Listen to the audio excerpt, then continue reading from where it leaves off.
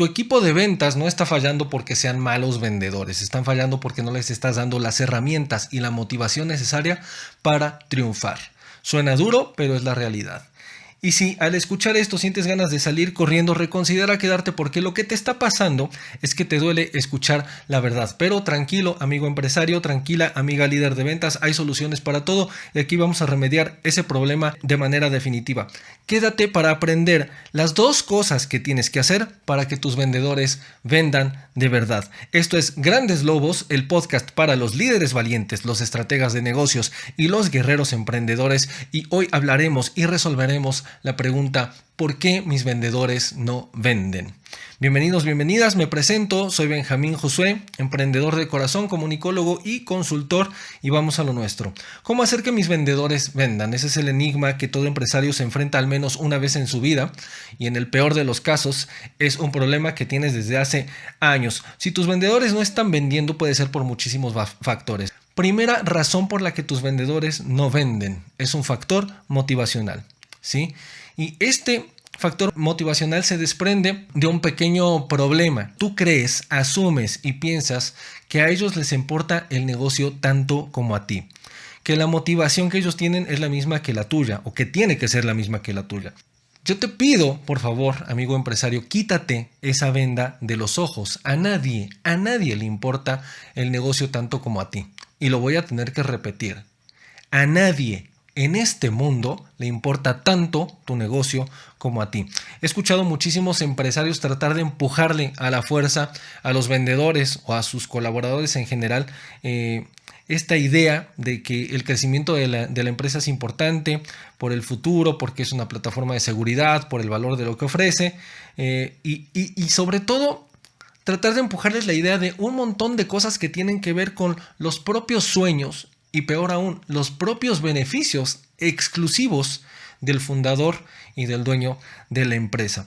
Pero entiende una cosa, ¿sí? Ellos saben que la empresa los puede sacar en cualquier momento, así como los contrató, los pueden sacar. Número uno. Número dos, la empresa no es de ellos. Es decir, ellos pueden estar trabajando durante un periodo de tiempo o durante años y en cualquier momento pueden perder todo ese trabajo y la empresa quedarse con ese esfuerzo que ellos se han quedado. Y esa es la manera en la que piensan realmente los colaboradores. Entonces yo te pregunto, ¿por qué debería importarles tanto el crecimiento? ¿Por qué deberían importarles tanto las ventas? Especialmente si un colaborador o si un vendedor ya tiene un sueldo, no hay una razón específica por la que a ellos les importe tanto que la empresa crezca.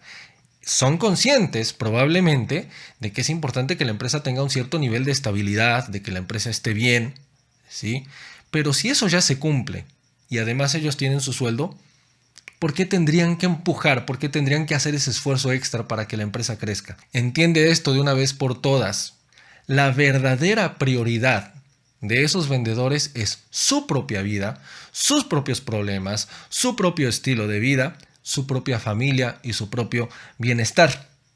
¿Sí? Alguna vez trabajé con un empresario muy exitoso de los bienes raíces y él nos decía a sus equipos de ventas y a sus equipos de marketing, nos decía, miren, es que esto es importante, el dinero llegará en algún momento para todos, ¿sí? Y era como una promesa cercana o lejana. Nosotros no podíamos calcular realmente en qué momento esa promesa del dinero iba a llegar para todos. Entonces, realmente era una promesa muy al aire, muy ambigua. ¿Cuál es el beneficio realmente para mí? Él decía que el dinero iba a llegar para todos y yo solamente pensaba, ¿no? Pues claro, al final tú eres el dueño y esté yo aquí o no esté, tú al final te vas a quedar con todo el esfuerzo que hagamos. Y así es, mi estimado líder, empresario, como piensan la mayoría de los colaboradores, desafortunadamente para ti. Y de hecho te confieso que en ese momento en particular en mi vida, mi mentalidad era igual de pobre que la mayoría de los colaboradores y yo no alcanzaba a ver la dimensión de lo que un dueño de negocio alcanza a ver. Y tuvieron que pasar años para que yo despertara a esa mirada. Te aseguro que un colaborador con una mentalidad ganadora piensa muy diferente, pero tú tienes que mostrarle un camino seguro para sentirse así de involucrado con el proyecto de negocios. No puedes esperar a que esto suceda simplemente por arte de magia. Tú lo tienes que diseñar, tú lo tienes que provocar y tú lo tienes que lograr compartir y hacer que se vuelva parte de la mentalidad de tus vendedores. Ahora, si actualmente no tienes eso, si actualmente no tienes ese factor de mentalidad en donde un vendedor está apropiado del negocio, déjame te digo una cosa, y también te va a doler, pero es la realidad. Tienes un problema de liderazgo que se puede resolver con un diseño muy sencillo que a continuación lo vamos a compartir. ¿Cuál es la solución para este problema? ¿Cuál es la herramienta que puedes utilizar para que tus vendedores se sientan verdaderamente interesados en el negocio e integrados a él? Bueno, como ya lo dijimos al principio, hay dos cosas que tienes que resolver: la motivación y las herramientas que les das para que lleguen a los resultados. Vamos al factor motivacional y cómo lo puedes resolver con una parte del proceso y con una parte de la estrategia fundamental.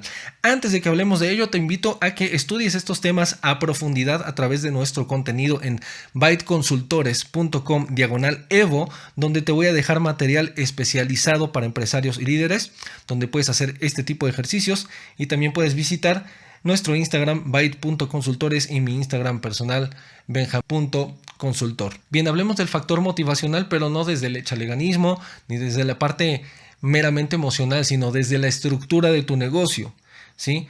Esta primera solución tiene que ver con la variabilización de la ganancia de tus vendedores. Hay que poner una parte del sueldo variable. Ahora, esto ya lo has escuchado antes, pero no es tan sencillo como decir, bueno, pongo un sueldo fijo y una parte basada en comisiones, ¿sí? Claro, ese es el fundamento más esencial, pero es importante hablar de la forma en la que tienes que construir esto, así que profundicemos. Una parte de lo que tus vendedores ganan tiene que ser sueldo fijo por ley, ¿sí? Eso es necesario, pero deberías considerar que ese monto, que ese sueldo fijo no sea demasiado alto y que en cambio pueden ganar fuertes comisiones o comisiones acumulativas o un sistema interesante de comisiones por sus ventas. De esta manera su motivación es realmente vender. ¿Por qué? Porque entonces, si ellos pueden realmente capitalizar sobre sus ventas, empiezan a resolver sus propios problemas de su propia vida. Ahora, muy importante, sobre esto ya estamos asumiendo que tus vendedores son personas que verdaderamente tienen hambre de vender. Si no son personas con esta hambre de hacer negocios, no sirven para tu plan y vas a tener que tomar decisiones. Bueno, ¿qué forma tienen que tener estas comisiones? Tendrían que ser laboral vitalicias y o recurrentes. ¿Qué quiere decir esto? Número uno, quiere decir que sean comisiones a las que ellos tienen acceso durante todo su tiempo de vida como trabajadores en la empresa. Y ese debería ser el límite. Una vez que se salen de la empresa no pueden seguir comisionando. Pero muy importante, sobre todo, tendrías que diseñar un sistema de comisiones recurrente sobre cada uno de los tickets de compra que tengan los clientes que este vendedor trajo a tu mesa, que este vendedor trajo a tu negocio. ¿Por qué es tan importante esto? Es muy importante porque de esta manera tus vendedores empiezan a aprender que pueden construir una cartera de clientes que les dejan ingresos recurrentes de manera pasiva, que es la mejor manera de ganar dinero. ¿Sí? Ellos traen al cliente y después tu empresa los empieza a atender, y si los atienden bien, lo que va a hacer el cliente es que va a volver a comprar, y si vuelve a comprar, tu vendedor vuelve a ganar. Ahora, si tu vendedor puede construir una cartera que le deja esta recurrencia de ingresos, créeme que le va a importar mucho, porque lo que va a querer hacer es acumular cartera de clientes, pero no solamente le va a importar la venta, le va a importar todo el negocio. Le va a importar también que los clientes adentro de la empresa estén bien atendidos, que los productos y servicios que se le entregan sean de muchísima calidad. Así que de esta manera el vendedor empieza a pensar también como dueño, que eso es parte de lo que tú quieres, que es parte de lo que tú necesitas sembrar en la mentalidad, no solo de tus vendedores, sino de todos tus colaboradores. Ahora tienen la mirada puesta también sobre la calidad del producto y el servicio. Y esto trae beneficios a la organización. Por ejemplo, les interesa el equipo y les interesa que haya calidad en todos lados. Ahora, cuando un vendedor aprende que puede acumular toda esta cartera de clientes y que va a tener un ingreso recurrente, rápidamente se va a dar cuenta de que puede tener una vida llena de riqueza y de abundancia. Pero además, acá ganas algo muy importante. Acuérdate que dijimos que estas comisiones serían laboral vitalicias. ¿Qué quiere decir? Que va a tener derecho a ellas mientras esté en tu organización.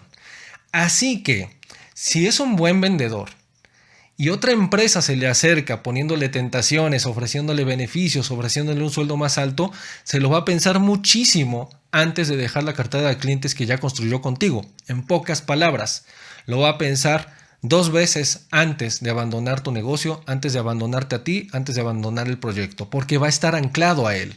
Por supuesto que cómo diseñar estas comisiones es una decisión basada en un análisis que tienes que hacer con tu equipo financiero. Tienes que tomar muy bien estas decisiones para que en el futuro no impacten en la rentabilidad del negocio o en el flujo de caja para las operaciones que se tienen que cumplir. Acá desafortunadamente no hay una varita mágica, no hay una fórmula cerrada para decirte cuál es la comisión. Eso se tendría que diseñar con todo un proceso de análisis y de inteligencia. Y te reitero, si te interesa este tipo de material o de soluciones, lo puedes buscar en byteconsultores.com/Evo. Ahora, a lo mejor para ti como dueño de negocio, esto puede sonar como un gasto muy doloroso, estar dejando todas estas comisiones todo el tiempo, pero créeme que esto es lo que va a hacer que un vendedor diga definitivamente sí quiero estar en la empresa, sí quiero hacerla crecer, sí quiero vender para ustedes y sí quiero que acumulemos clientes juntos. Y listo, magia. Ahora sí, a tu vendedor le importa tanto como a ti el negocio. ¿Viste cómo hay un cambio nada más a partir de una estructura, de una decisión estratégica? Por supuesto, alrededor de esto también tendrías que diseñar todo un panorama o un esquema motivacional blando de relaciones humanas, de trayectoria profesional para tus vendedores o probablemente de crecimiento adentro de la empresa. ¿Sí? Aquí hay que aprender a revisar con los vendedores en qué están pensando, cuáles son sus objetivos personales, cuáles son sus objetivos profesionales. Entre más experiencia, categoría, años y relación profesional tiene un vendedor junto contigo, más vas a tener que platicar con él y probablemente tengas que renegociar algunos términos y condiciones. Negociar términos y condiciones no se hace con los vendedores que están iniciando, pero los que ya tienen un rato en tu empresa probablemente quieran conversarlo contigo y siempre deberías tener esa disponibilidad de revisar. ¿Qué está deseando mi vendedor? ¿Cómo puedo ayudarle más allá de las comisiones? ¿Qué más podemos hacer a nivel profesional? ¿Qué más podemos hacer a nivel personal?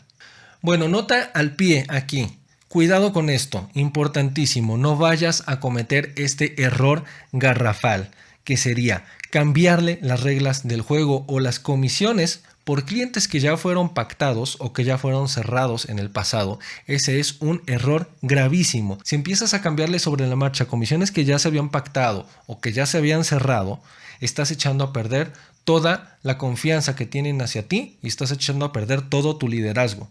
Y tus vendedores van a perder precisamente esa confianza, se van a cansar de ti y en algún momento se van a ir. Así que sé una persona de palabra. Y por eso regreso a un comentario que hice anteriormente. Haz un análisis verdaderamente escrupuloso de cómo se tienen que construir esas comisiones para que después no te arrepientas, pero que al mismo tiempo sean un beneficio inteligente para tus vendedores. Bien, hablemos de un segundo factor, una segunda solución en la que tienes que trabajar para que tus vendedores tengan éxito. Hablamos ahora de las herramientas para las ventas. Y antes de hablar de cómo hacerlo bien, vamos a tocar el tema de un error muy común que cometen los empresarios. A menudo diseñan o crean herramientas de venta a partir de lo que ellos como fundadores les sirvió en algún momento cuando estaban creciendo el negocio en sus raíces. Probablemente eso fue hace ya unos años, ¿sí?